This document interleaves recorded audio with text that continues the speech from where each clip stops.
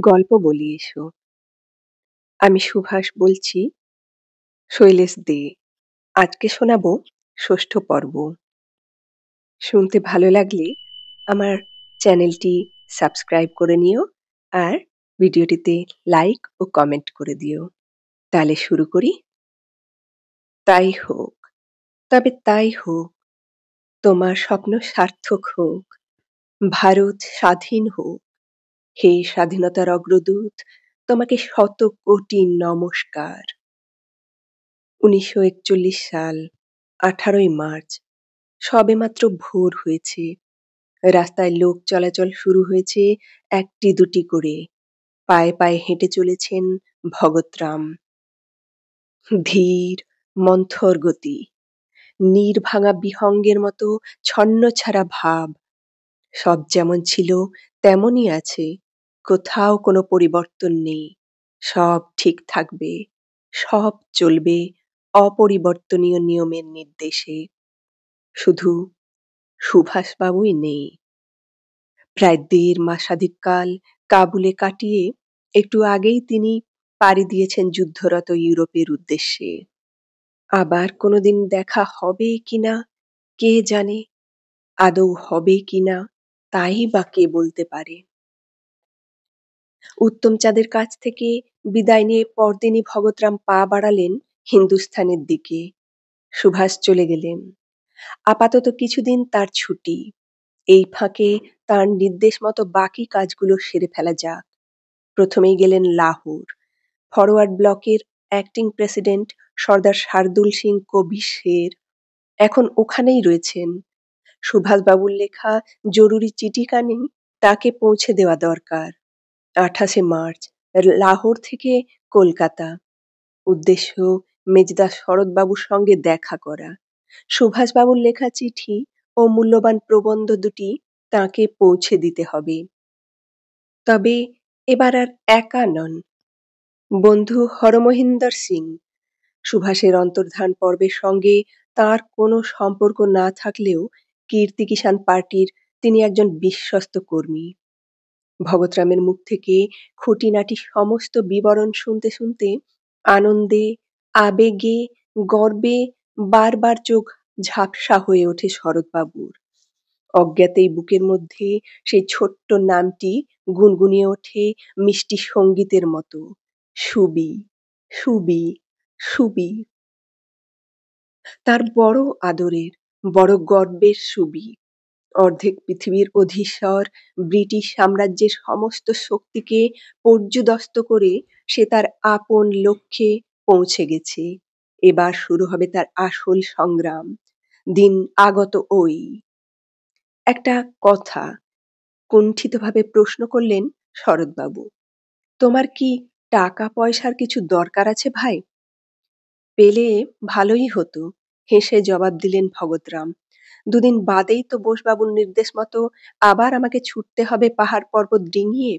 আমার অবসর কোথায় বলুন? ঠিক আছে, আমি ব্যবস্থা করে দিচ্ছি, হাসতে হাসতে বললেন শরৎবাবু। আশ্চর্য, কথাটা আমার মনেই হয়নি। ওর বৌদিই আমাকে মনে করিয়ে দিলেন।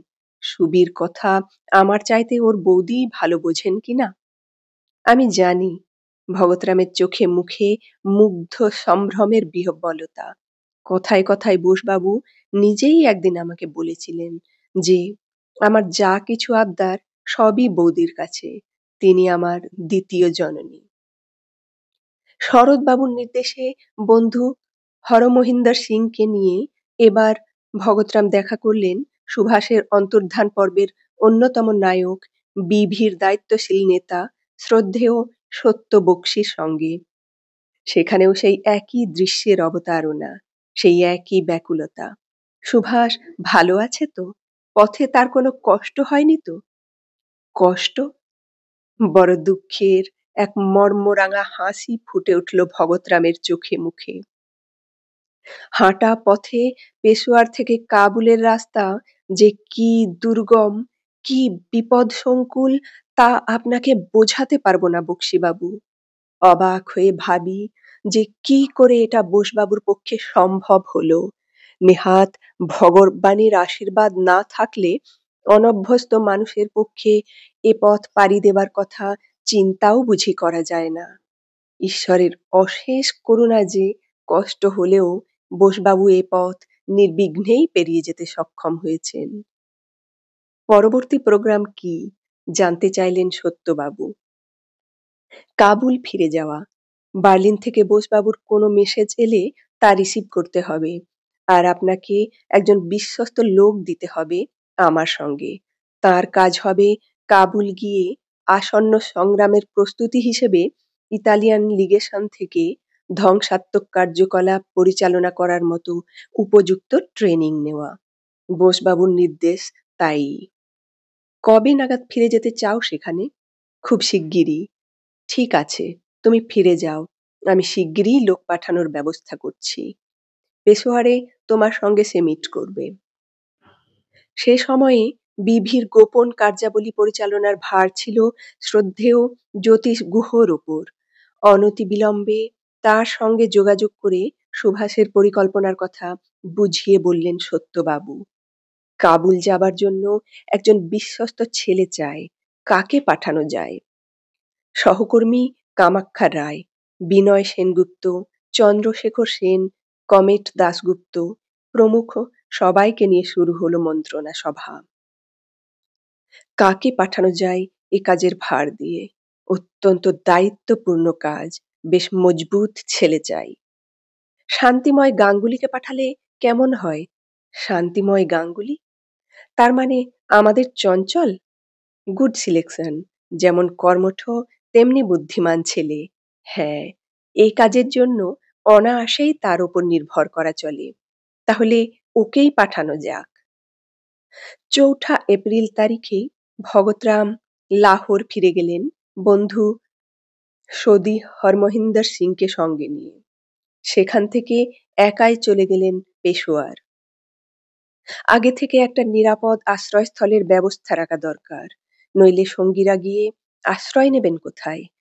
আশ্রয়ের ব্যবস্থা করে দিলেন সীমান্ত প্রদেশের ফরওয়ার্ড ব্লক নেতা সেই আকবর শাহ, যিনি সুভাষের এই অন্তর্ধান পর্বের সঙ্গে বিশেষভাবে জড়িত। সেখানেই আপাতত আশ্রয় নিলেন ভগতরাম।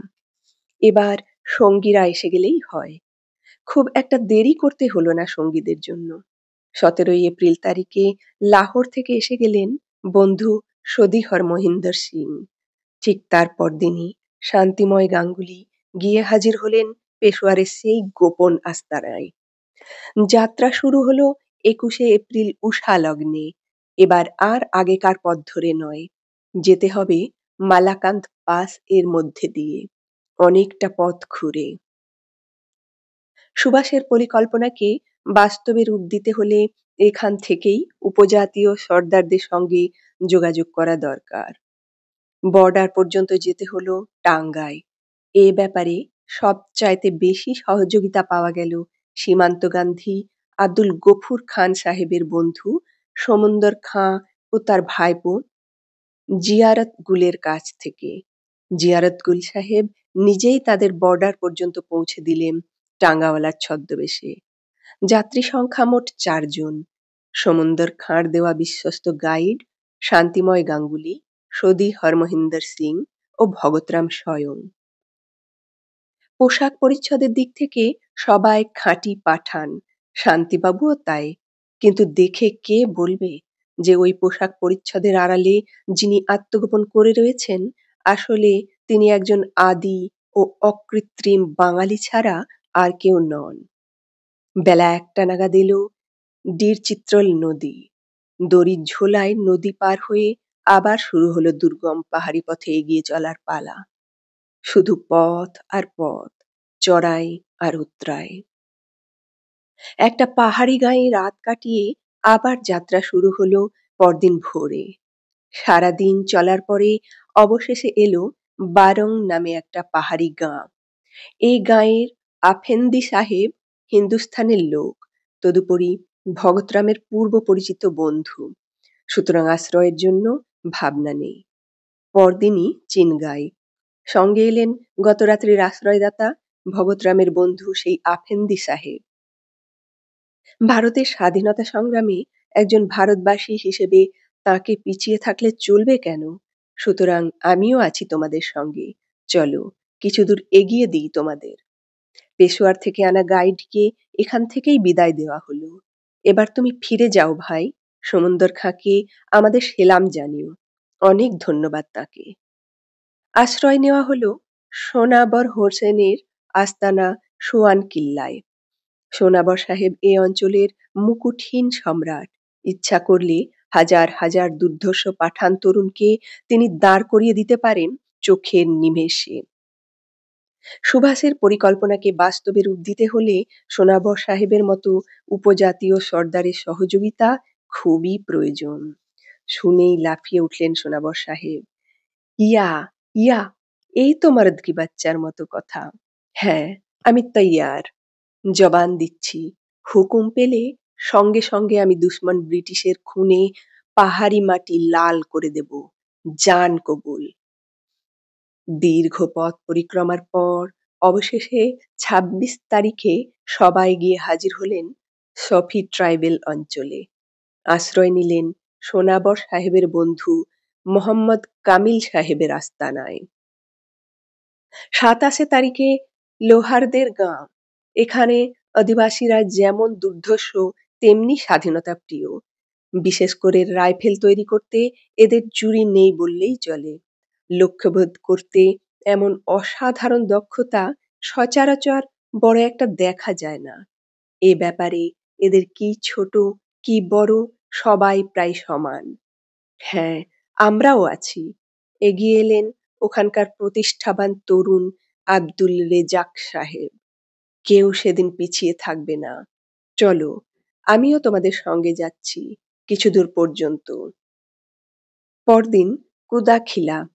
এখানকার মির্জান সাহেব অত্যন্ত প্রতাপশালী উপজাতীয় সর্দার। বংশ পরম্পরায় তিনি ব্রিটিশ দহি। পাহাড়ি এলাকায় কিছু করতে হলে তার মতো লোকের সহযোগিতা অপরিহার্য। তাকে চাই। একই কথা শোনা গেল মির্জান সাহেবের মুখ থেকে। হ্যাঁ, আমি তৈয়ার। শুধু হুকুমের অপেক্ষা মাত্র। হুকুম পেলে সঙ্গে সঙ্গেই ব্যাস।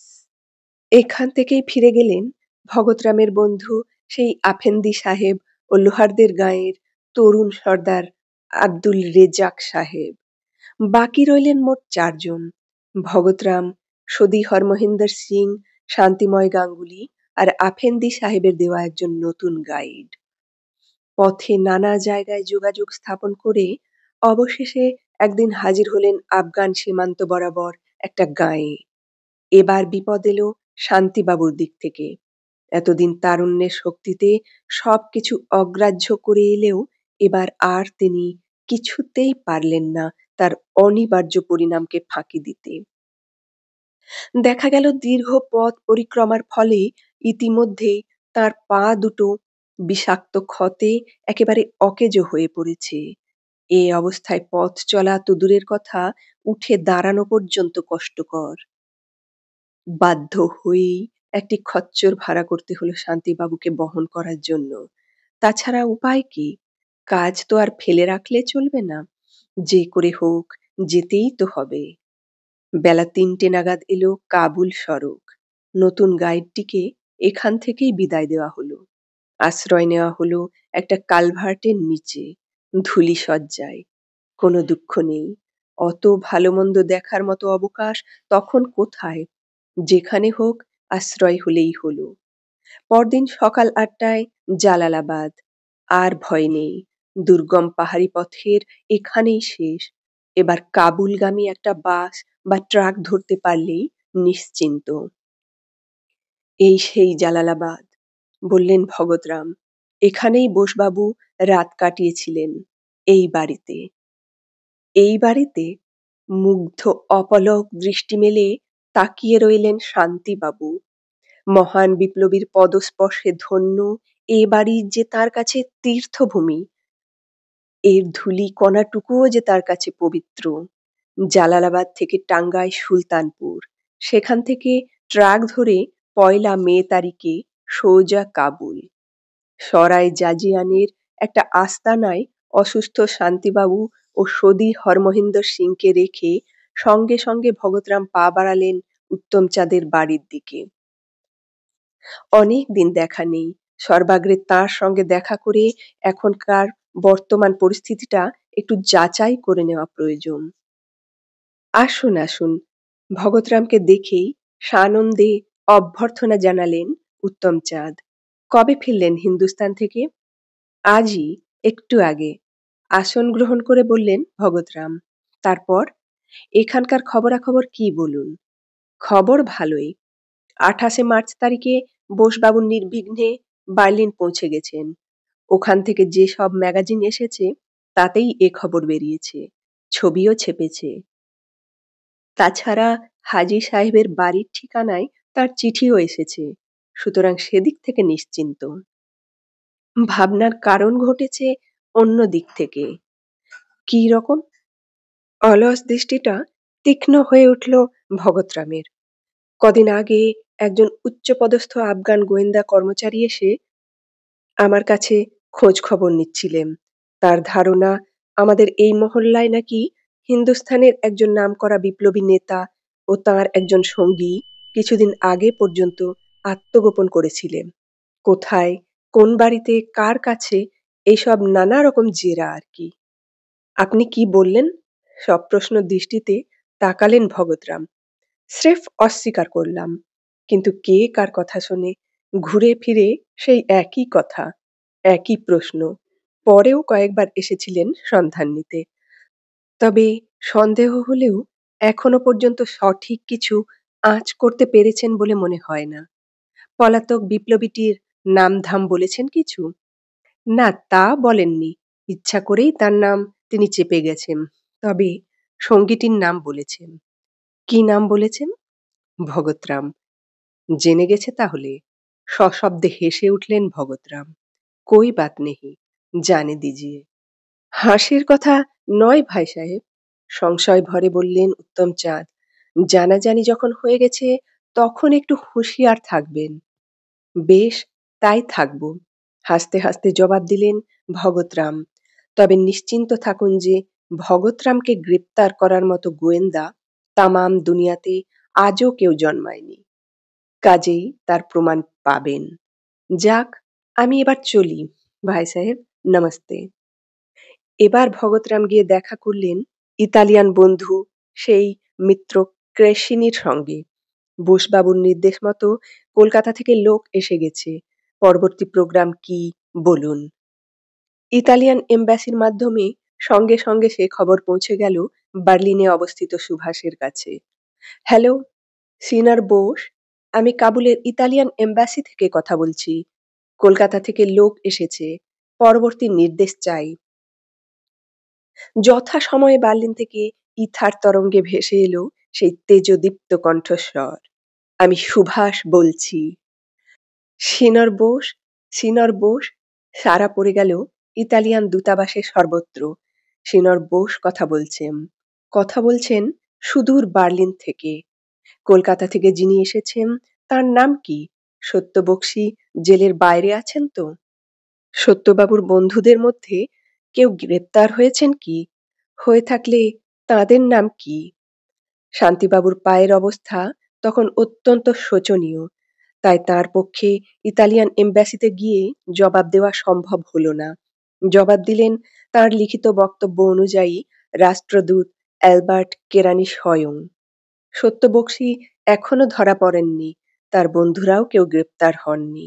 অস্ত্রশস্ত্র, অন্যান্য সাজ সরঞ্জাম এবং কর্মনির্দেশ চাই। পার্বত্য এলাকায় কর্মী ও সর্দারদের সঙ্গে যোগাযোগ করা হয়েছে। সবাই আদেশের অপেক্ষায় রয়েছে। উত্তরে আবার ভেসে এলো সুভাষের সেই পৌরুষ দীপ্ত কণ্ঠ। অক্ষশক্তির সঙ্গে এখনো আমার কোনো রাজনৈতিক বোঝাপড়া হয়নি। অবশ্য কোনো রকম বোঝাপড়া না করেই তারা আমাকে সব রকম সাহায্য দিতে প্রস্তুত। কিন্তু আমি তা মেনে নিতে রাজি নই। স্বাধীন ভারতের প্রতিনিধি রূপে আমাকে স্বীকৃতি না দেওয়া পর্যন্ত তাদের কাছ থেকে কোনো রকম সাহায্য নেওয়া আমার পক্ষে সম্ভব নয়। কাজেই একটু অপেক্ষা করতে হবে। তবে বার্লিন রেডিও থেকে শিগগিরই হয়তো আমি দেশবাসীকে আমার বক্তব্য শোনাতে পারি। মহা গুরুত্বপূর্ণ সেই ঐতিহাসিক সিদ্ধান্তের জবাবে শান্তিবাবুর নির্দেশ মতো রাষ্ট্রদূত অ্যালবার্ট কেরানি জানালেন, আমরা অপেক্ষা করব। আফগান পার্বত্য অঞ্চলে বিদ্রোহের জমি খুব উর্বর হয়ে আছে।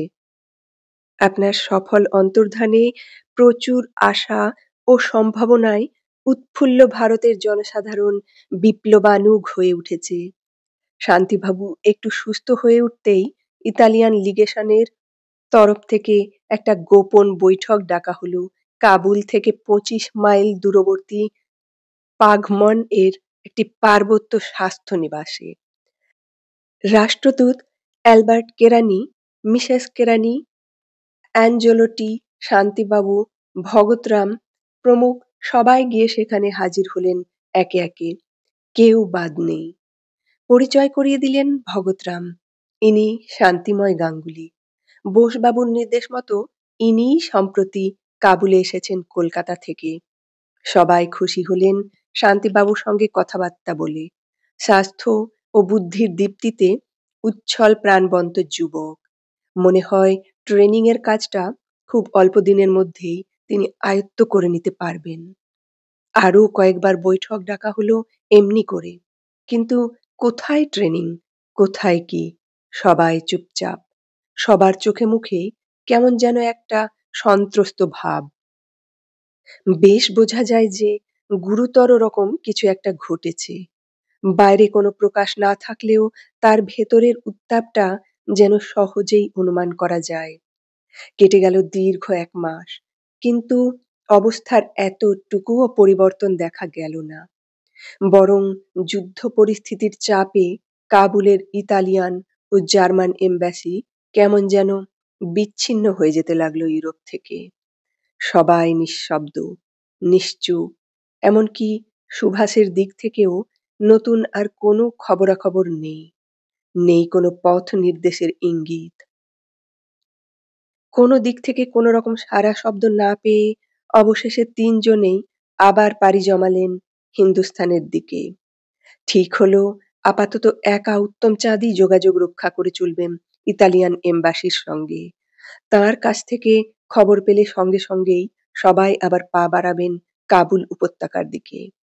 নইলে ৩টি ভিনদেশীয় তরুণের পক্ষে দিনের পর দিন কাবুলে অবস্থান করাটা মোটেই যুক্তিযুক্ত নয়।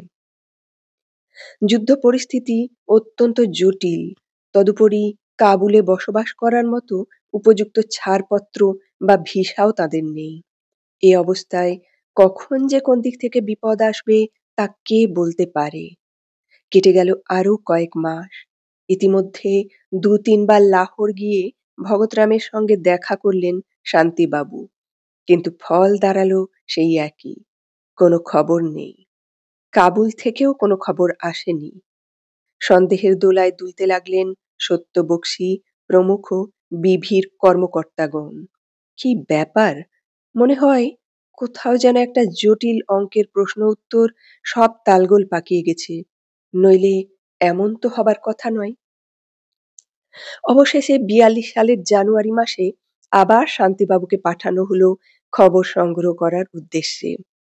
নিশ্চয়ই কিছু একটা অঘটন ঘটেছে। নইলে এই বেমানান নিঃশব্দতার কারণ কি? পাঞ্জাবের কীর্তি কিষান পার্টি বা এমন নীরব কেন? রহস্যের দ্বার উন্মুক্ত হলো লাহোর গিয়ে। কীর্তি কিষান পার্টির নেতৃবৃন্দ এবার খোলাখুলিভাবেই ব্যক্ত করলেন তাদের মনের কথা। জার্মানি, রাশিয়া আক্রমণ করেছে। সুতরাং ভারতের কমিউনিস্ট পার্টির মতে এ যুদ্ধ এখন জনযুদ্ধ। কীর্তি কিষান পার্টিও সেই নীতিতে বিশ্বাসী।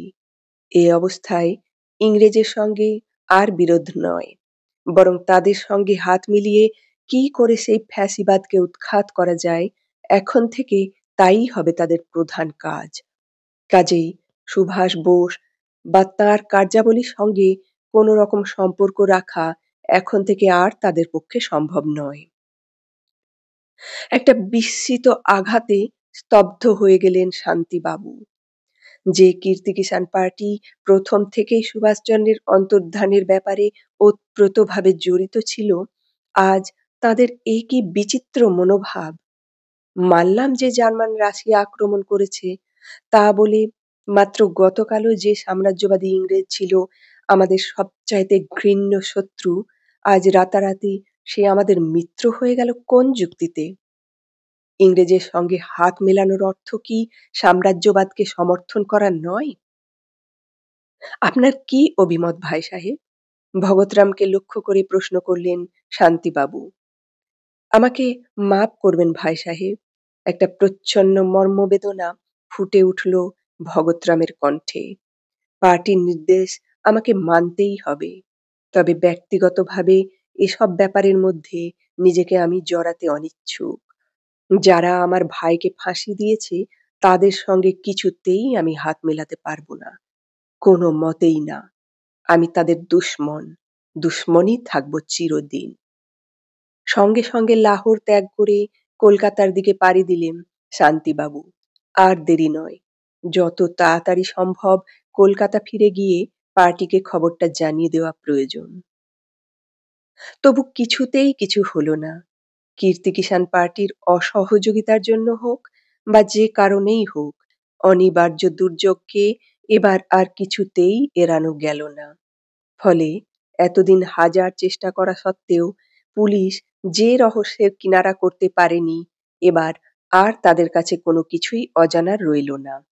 স্পষ্ট তাদের চোখের সামনে জ্বলজ্বল করে উঠল বিভির অগ্নিমন্ত্রে দীক্ষিত তরুণদের সেই উন্নত, বেপরোয়া, আগুন ঝরানো মুখগুলি।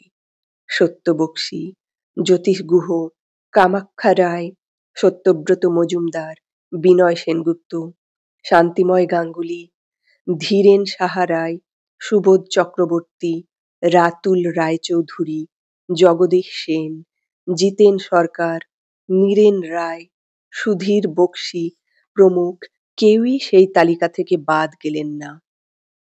একটি প্রাণীও না। বাদ গেলেন না কাবুলের উত্তম চাঁদ, ভগতরাম, বিভির শুভানুধ্যায়ী বন্ধু, ফরওয়ার্ড ব্লকের প্রবীণ নেতা, চট্টগ্রামের মনিরুজ্জামান ইসলামাবাদী সাহেবের মতো পরিচিত নামগুলিও। শুধু তাই নয়, উপজাতি এলাকায় প্রস্তুতির কথাও এবার তাদের কাছে স্পষ্ট হয়ে উঠল দিবালোকের মতো। ফলে এত দিনের এত প্রচেষ্টা, এত পরিশ্রম সব কিছুই গেল বিপর্যস্ত হয়ে সাম্রাজ্যবাদী শক্তির আকস্মিক আক্রমণে। প্রথমে আটক করা হলো বিভির দায়িত্বশীল নেতা সত্য বক্সী ও জ্যোতিষ গুহকে। ওদিকে ধরা পড়লেন কাবুলের উত্তম চাঁদ, সঙ্গে সঙ্গেই তাকে বহিষ্কৃত করে দেওয়া হলো কাবুল থেকে। রেডিওর ব্যবসায়ও সেইখানেই শেষ। প্রায় লক্ষাধিক টাকার জিনিসপত্র জলের দামে বিক্রি করে দেওয়া হলো নিলাম ডেকে। সর্বস্ব খুইয়ে শেষ পর্যন্ত বন্দি নিবাসে। একদিন দুদিন নয়, জীবনের অনেকগুলো বছরই তাকে কাটাতে হলো নির্জন সেই লৌহ কপাটের অন্তরালে। একমাত্র ব্যতিক্রম ভগতরাম। আশ্চর্য, কোথায় যে তিনি ডুব দিলেন হাজার চেষ্টা করেও কেউ তার কোনো হদিশ পেল না, যেন হাওয়ায় মিশে গেলেন মানুষটা। সত্যবক্সী ও জ্যোতিষ গুহর কথা আগেই বলেছি। এবার এগিয়ে এলো মিলিটারি বাহিনী। দাবি তাদের খুবই সামান্য। কি করে মানুষকে শায়েস্তা করে পেটের কথা বের করতে হয় সেসব কায়দা কানুন পুলিশের চাইতে আমরাই ভালো করে জানি। সুতরাং বন্দীদের আমাদের হাতে ছেড়ে দেওয়া হোক। তথাস্তু।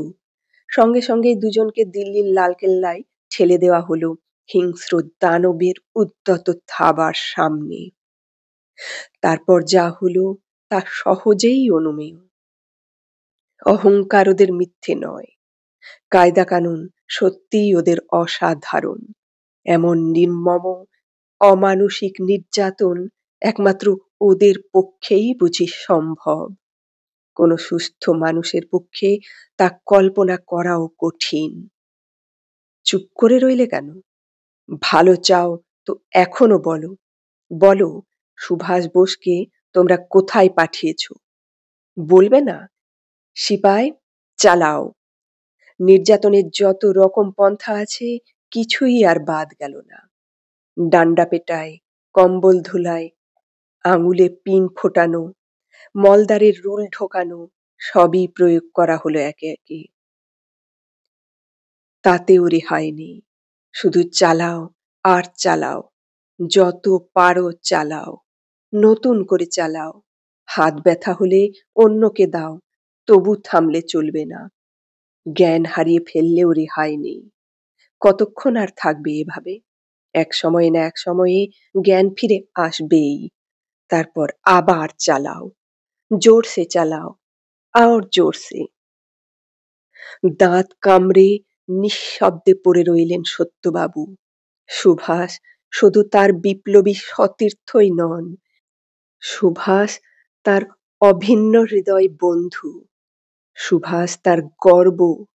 সুতরাং এমন একটি কথাও নয় যার ফলে স্বাধীনতা অর্জনের জন্য সুভাষের এই দুঃসাহসিক প্রচেষ্টা এতটুকু ব্যাহত হতে পারে।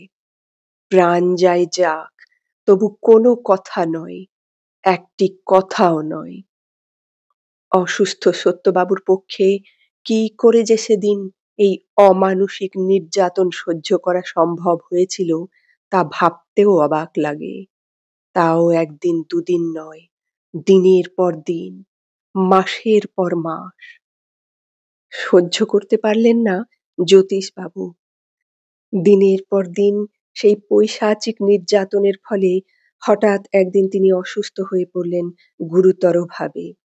সঙ্গে সঙ্গে টনক নড়ল পররাজ্যাগ্রাসী শাসক প্রভুদের। তাই তো কাজটা একটু বাড়াবাড়িই হয়ে গেছে। এখন উপায়? ভালো মন্দ কিছু হলে শেষে বদনাম করতে হবে যে। সুতরাং দাও খালাস। দিলে কি হবে? কোথায় সেই অফুরন্ত প্রাণ সম্পদে ভরপুর জ্যোতিষবাবু?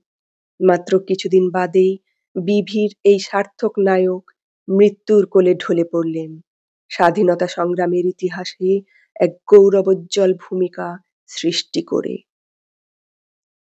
বাকি রইলেন কামাখ্যা রায়, সত্যব্রত মজুমদার, ধীরেন সাহারায়, শান্তিময় গাঙ্গুলি, বিনয় সেনগুপ্ত প্রমুখ বিভির একনিষ্ঠ সহকর্মীর দল। আজ এখানেই শেষ করলাম আমি সুভাষ বলছি গ্রন্থের ৬ষ্ঠ পর্ব।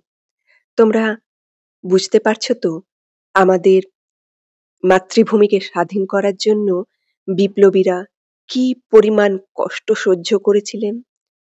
শুনতে থাকো, আরো অনেক রহস্য উন্মোচিত হবে, অনেকের মুখোশ খুলে যাবে। যদি ভালো লাগে কমেন্টে অবশ্যই জানাবে, আর আমার চ্যানেলটিকে সাবস্ক্রাইব করে আমার পাশে থাকবে। আবার হাজির হব অন্য একটি পর্ব নিয়ে। আজ তাহলে আসি।